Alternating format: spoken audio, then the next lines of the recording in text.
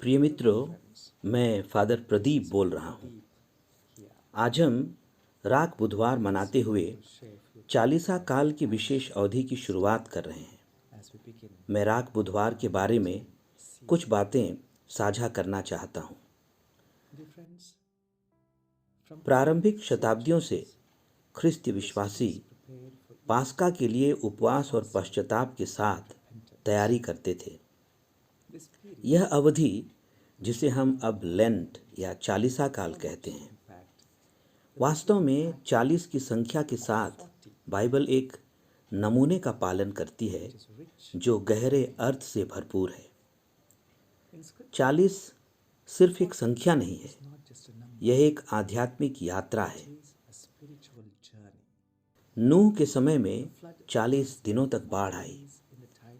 नबी मूसा सिनाई पहाड़ पर 40 दिनों तक उपवास किया।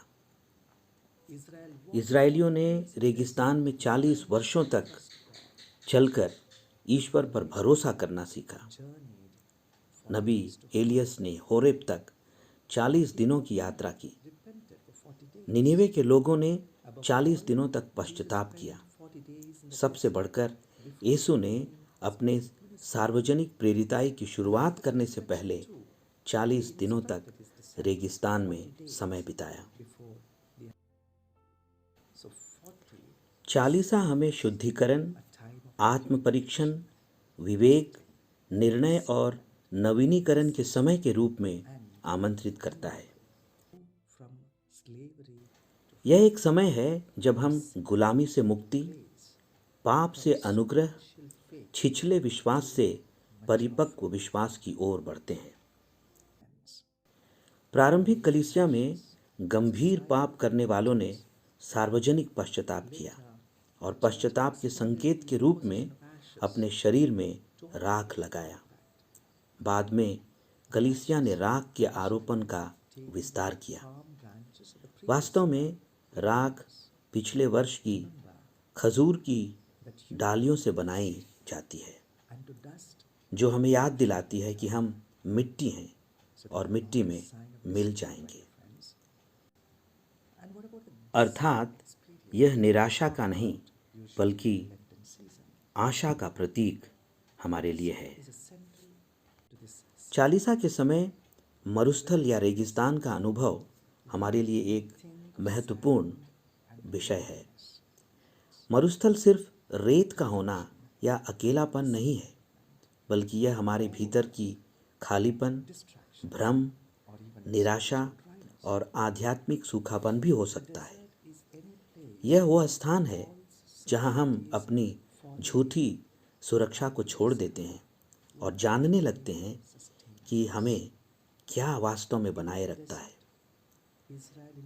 जैसे इजरायलियों ने मरुस्थल में ही ये जाना कि ईश्वर उन्हें मन्ना देने वाले हैं या ईश्वर ही उन्हें मन्ना देते हैं।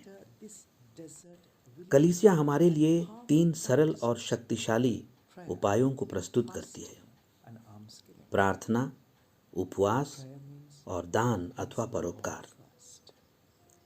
प्रार्थना का अर्थ है ईश्वर को पहले स्थान में रखना। यह शब्दों का उच्चारण मात्र नहीं, बल्कि सुनना, प्रभु की वाणी को हमें शुद्ध करने, परिष्कृत करने, चुनौती देने और मार्गदर्शन करने देना है। उपवास सिर्फ मांस से परहेज करना नहीं है, बल्कि आत्मनियंत्रण सीखना है। दान कर पाना या परोपकार प्रार्थना और उपवास का स्वाभाविक परिणाम है। जब हम अपने आप को अतिरिक्त चीज़ों से अलग करते हैं, तो हम दूसरों की ज़रूरतों के प्रति अधिक संवेदनशील हो जाते हैं।